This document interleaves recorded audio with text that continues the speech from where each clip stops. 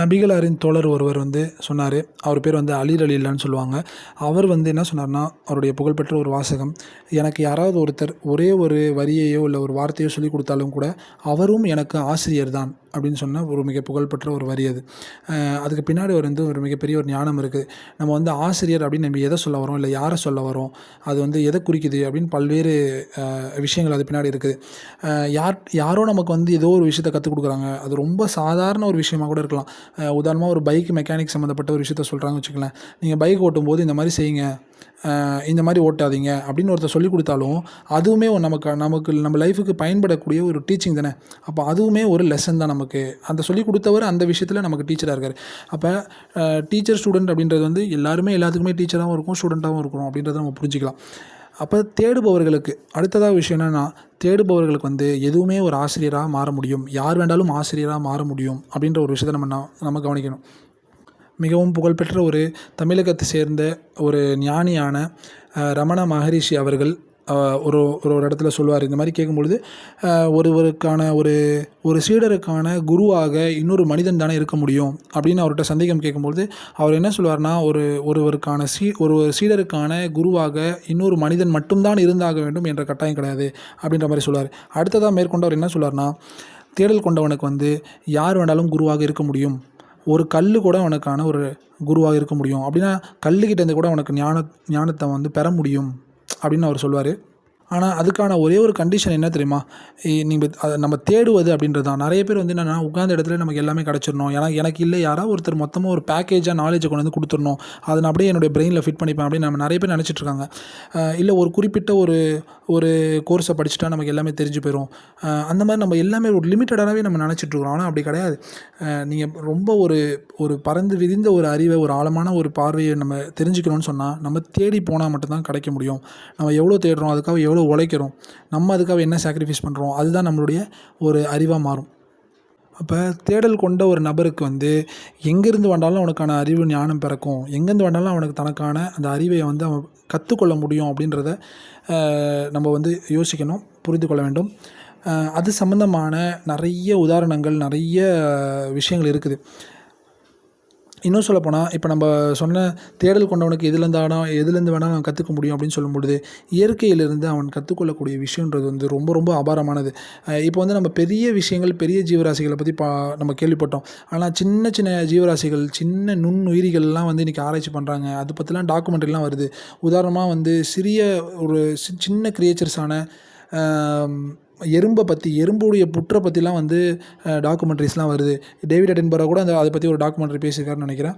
So பல்வேறு documentaries வருது. அந்த எறும்புடைய புத்தினுடைய அமைப்பு எப்படி இருக்குது, நம்ம எப்படி ஒரு பெரிய கோட்டை கட்டுறோமோ அது எப்படி ஒரு கோட்டை கட்டுது, அதுக்குள்ளே எப்படி அறைகள் அமைக்குது, அது ஒரு ஃபேமிலியாக எப்படி வாழுது, எப்படி தனக்கு தேவையான சாப்பாடு அதை சேமித்து வைக்குது அப்படின்னு பல்வேறு விஷயங்கள் நம்ம தெரிஞ்சுக்கிறோம்.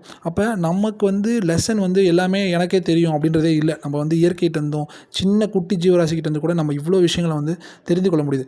தேனியினுடைய கூட்டை போய் ஆராய்ச்சி பண்ணுறாங்க. அது எப்படி அதில் எத்தனை கேட்டகரிஸ் இருக்குது, அது போய் எப்படி பூலேருந்து தேன் எடுத்துகிட்டு அதை கன்வெர்ட் பண்ணுது, இந்த மாதிரி பல்வேறு விஷயங்கள் ஆராய்ச்சி பண்ணுறாங்க. ஸோ அதில் இதெல்லாம் நம்ம நிறையா நம்ம இந்த மாதிரி விஷயங்களை நம்ம பார்த்துட்டே வரோம்.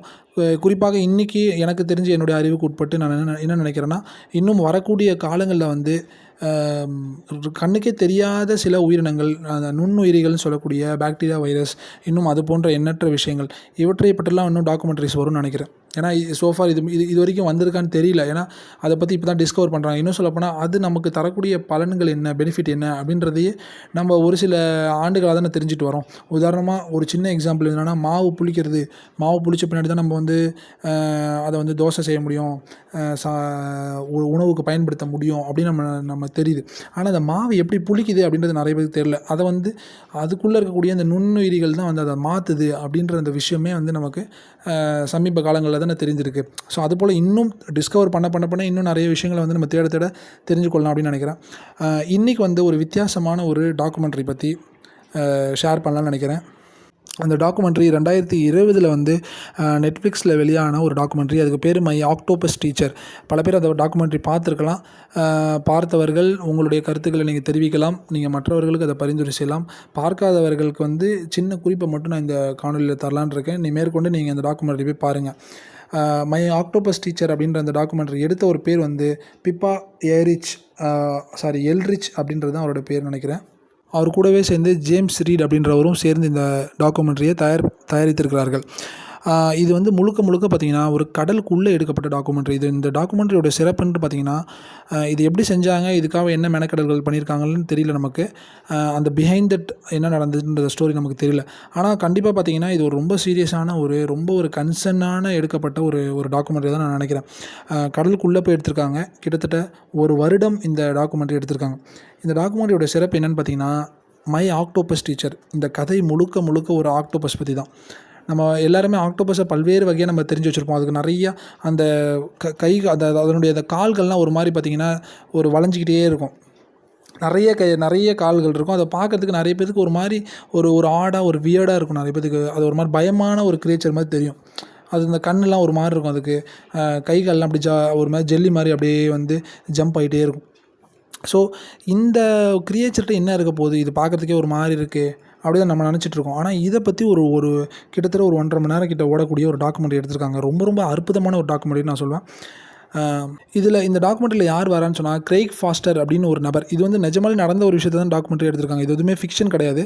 கிரெய்க் ஃபாஸ்டர் அப்படின்ற ஒரு நபர் வந்து சவுத் ஆஃப்ரிக்காவில் இருக்கக்கூடிய கேப் டவுன் அப்படின்ற அந்த நகரத்துக்கு பக்கத்தில் இருக்கக்கூடிய அட்லாண்டிக் ஓஷனில் ஒரு சின்ன பகுதி, அதாவது இது வந்து நடு ஆழ்கடல் கிடையாது, ஆழ்கடலினுடைய ஒரு ஓரத்தில் அந்த நகரத்துக்கு பக்கத்தில் இருக்கக்கூடிய ஒரு பகுதி. அந்த பகுதியில் தான் என்ன செஞ்சுருக்காருனா 2018 இந்த 19 அந்த டைமில் தான் அவர் என்ன செஞ்சுருக்காருனா கடலுக்குள்ளே போயிட்டு சில ஆராய்ச்சிகள் செய்கிறதுக்காக போயிருக்காரு. யார்? கிரெய்க் ஃபாஸ்டர் அப்படின்ற நபர். அப்போ வந்து அவருடைய கேமரா அந்த எக்யூப்மெண்ட்ஸ்லாம் அவர் எடுத்துகிட்டு போயிருக்காரு. அந்த இடத்துல ஒரு அரிய ஒரு வித்தியாசமான ஒரு விஷயத்தை அவர் பார்க்குறாரு. அதுதான் என்னென்னு பார்த்தீங்கன்னா ஒரு ஆக்டோபஸ். இப்போ நீங்கள் கேட்கலாம், ஒரு ஆக்டோபஸ் எப்படி ஒருத்தர் தொடர்ச்சியாக அவர் வந்து நோட் பண்ணியிருப்பார் அப்படின்னு. அதுக்கான விடைகள் எல்லாமே நீங்கள் அந்த வீடியோ பார்த்தீங்கன்னா தெரியும்.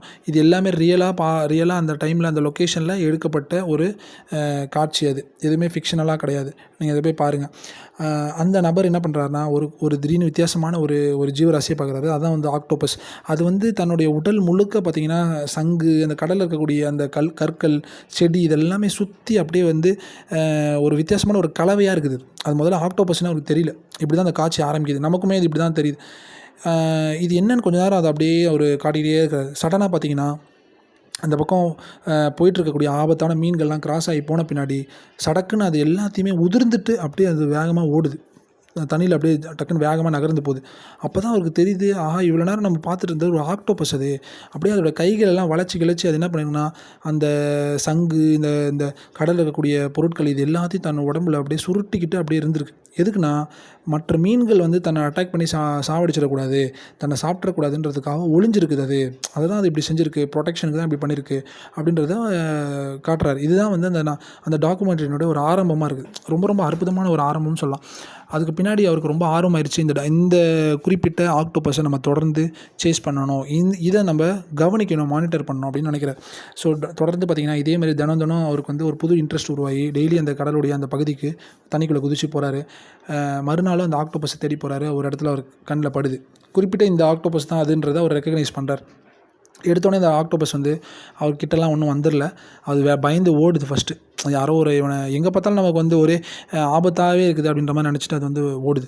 தொடர்ந்து இதே போல் பல நாட்கள் நடக்குது. அதுக்கப்புறம் சிறுக அந்த ஆக்டோபஸ்க்கு பயம் தணிஞ்சு, சரி ஓகே இவன் எதுவும் பண்ணுறதில்ல, சும்மா வந்துட்டு நம்மளை பார்த்துட்ருக்கான் அப்படின்ற மாதிரி அதுவும் வந்து ரொம்ப காமாயிருது.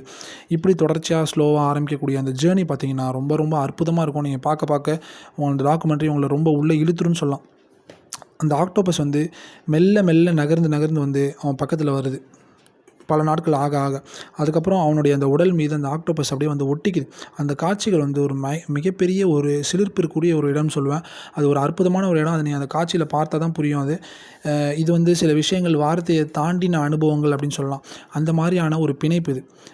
ஒரு ஆக்டோபஸ்ன்றது ஒரு வேறு வகையான ஒரு ஜீவராசி, மனிதன்றது ஒரு வேறு வகையான அவனுடைய வேறு ஒரு இனம். அவன் இது ரெண்டுத்துக்கும் எந்த ஒரு கனெக்ஷனும் கிடையாது. இவங்க 2 பேரும் பேசுவதற்கான லாங்குவேஜ் கிடையாது. கம்யூனிகேஷனும் பண்ண முடியாது. இவனும் பேச மாட்டான், அதுவும் பேசாது. இப்படி கொஞ்சம் கூட. ரெண்டாவது அந்த ஆக்டோபஸ் வந்து தண்ணிக்குள்ளேயே வாழக்கூடிய ஒரு ஜீவராசி. இவன் வந்து மனுஷன் வந்து நிலத்தில் வாழ்ந்துட்டுருக்கான். இப்படி ஒன்றுக்கு ஒன்று சுத்தமாக எந்த வகையுமே தொடர்பே இல்லாத இரண்டு ஜீவராசிகள் தான். மனிதனும் ஒரு ஜீவராசி இல்லையா? 2 ஜீவராசிகள் சந்திச்சுக்கிற போது என்ன மாதிரியான ஒரு பிணைப்பு ஏற்படும் அப்படின்னும் போது நமக்கு ஒரு பெரிய சிலிர்ப்பு ஏற்படுது. அந்த ஆக்டோபஸ் வந்து அவனுடைய உடம்புல வந்து ஒட்டிக்கிற அந்த கணங்கள் இருக்குது பார்த்தீங்களா, அது வந்து ரொம்ப அற்புதமாக இருக்கும். அதை வந்து அந்த கிரெய்க் ஃபாஸ்டர் அவர்களே வந்து இதை பற்றி சொல்லும்பொழுது ரொம்ப சிலிர்த்து போய் சொல்லுவார். அப்புறம் இப்படி தான் அவங்களுக்குள்ள ஒரு நட்பு ஏற்படுது. இந்த நட்பில் வந்து எந்த உரையாடல் எதுவுமே கிடையாது. தொடர்ந்து இதே மாதிரி தினம் சந்திக்கிறாரு. அந்த ஆக்டோபஸ் இவர்ட்ட நெருங்கி வருது. அப்புறம் அந்த ஆக்டோபஸோட லைஃப்பில் என்ன நடக்குது, அது வந்து ஒரு ஒரு வேட்டையாடக்கூடிய ஒரு ஷார்க் மீன் வந்து பார்த்திங்கன்னா, அந்த அதோடைய உடல் பார்த்திங்கன்னா ஒரு மாதிரி தனித்தனியான துண்டு வால் மாதிரி இருக்குது பார்த்திங்களா, அதில் ஒரு வாலை வந்து கடிச்சிரும். அது வந்து துண்டாயிரும். அந்த ஆக்டோபஸ் வந்து அப்புறம் போயிட்டு ஒரு 3 மாதம் கிட்ட ரெஸ்ட் எடுத்து அதுக்கு வந்து என்ன அதோட சிறப்புனா, அந்த உடம்புல எந்த பகுதி கட்டானாலும் மறுபடியும் அந்த பகுதி தானாக வளர்ந்து விடும். இப்படி வந்து கொஞ்ச நாளுக்கு வந்து ஒரு ஓய்வாக வந்து ஒரு பாறை கடியில் அப்படியே ஒளிஞ்சிக்கிட்டு இருக்குது.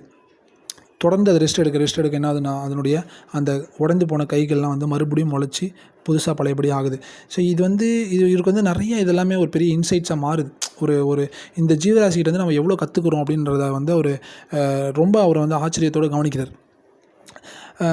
தனக்கு ஒரு மிகப்பெரிய ஒரு பாதிப்பு ஏற்பட்டுருச்சு, சேதாரம் ஏற்பட்டுருச்சு அப்படின்னு சொல்லும்போது, அது எப்படி ரொம்ப அமைதியாக, காமாக அது வந்து ஒரு பேஷண்ட்டாக அதை அணுகுது அப்படின்ற ஒரு விஷயத்த வந்து நோட் பண்ணி காட்டுவார்.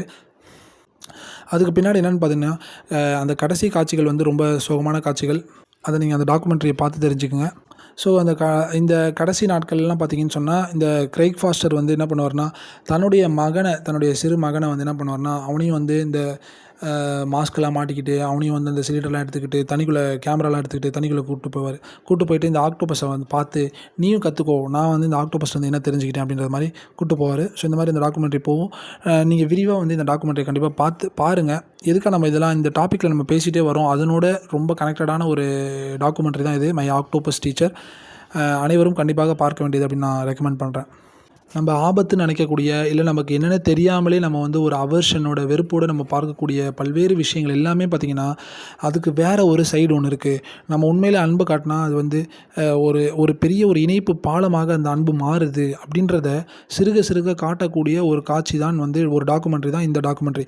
இது போல் எண்ணற்றவைகள் இருக்குது, நிறைய இருக்குது. இன்னும் சொல்லப்போனால் இன்றைக்கி சமீப காலங்களில் பார்த்துட்டு வரோம். நம்ம வழக்கமாக நம்ம சொல்லிகிட்டு இருந்த நரேஷன்ஸ் எல்லாமே மாறுது. உதாரணமாக சிங்கம், புலி என்பது வந்து ரொம்ப ஆபத்தான விலங்குகள், அது மனுஷனை அடித்து சாப்பிடக்கூடியது தான், மனிதனுக்கு தீங்கு தரக்கூடியது. இந்த மாதிரி எல்லாமே ஒரு ஆப்போசிட்டாகவே வச்சு பார்த்துட்டு இருந்த விஷயங்கள் எல்லாமே நிறைய சேஞ்ச் ஆகிட்டே வருது. ஏன்னா நிறைய காணொலிகள் நம்ம பார்க்குறோம். பார்த்திங்கன்னா நிறைய நாடுகளில் வந்து சிங்கத்தை, புலியெல்லாம் வந்து வீட்டில் ஒரு பெட் அனிமல் மாதிரி வளர்க்குறாங்க. அது வளர்க்குறது சரியா தப்பா, அதனால் பின்னாடி ஆபத்து இருக்கா இல்லையா அப்படின்றதுலாம் அதை பற்றி நம்ம எதுவும் கருத்து தெரிவிக்க வரல. நம்ம வந்து கவனிக்கிறது தான் நான் சொல்கிறேன். நம்ம வந்து இதை பார்க்கும்பொழுது நமக்கு என்ன ஃபீல் ஆகுது.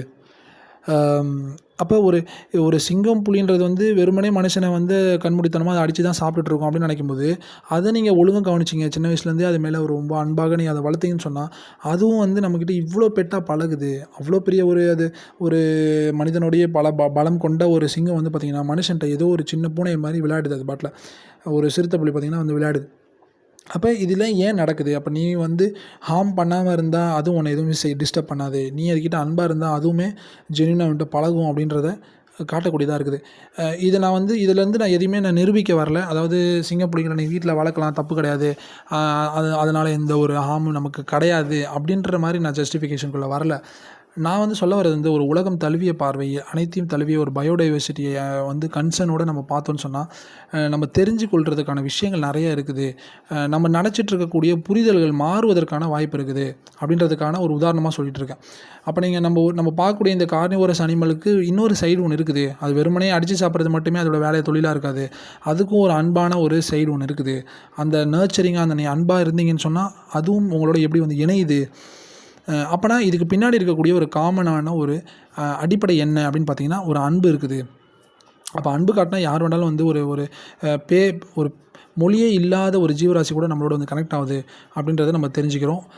இது போல் நம்ம கற்றுக்கொள்ள வேண்டிய, தெரிந்து கொள்ள வேண்டிய விஷயங்கள் எண்ணற்றவைகள் இருக்குது. முடிந்தால் தொடர்ந்து இதை பற்றி பேசலாம், இல்லாட்டி சந்தர்ப்பம் வரும்போது இதை பற்றி பேசலாம்.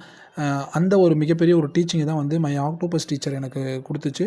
நிறைய பேர் அதை பற்றி பார்க்குறாங்க, சிலாகித்தி அதை பற்றி பேசுகிறாங்க. என்னால் முடிந்ததை நான் ஷேர் பண்ணிட்டேன். மற்றவங்க வந்து நீங்கள் அதை படித்து பார்த்து தெரிந்து கொள்ளுங்கள்.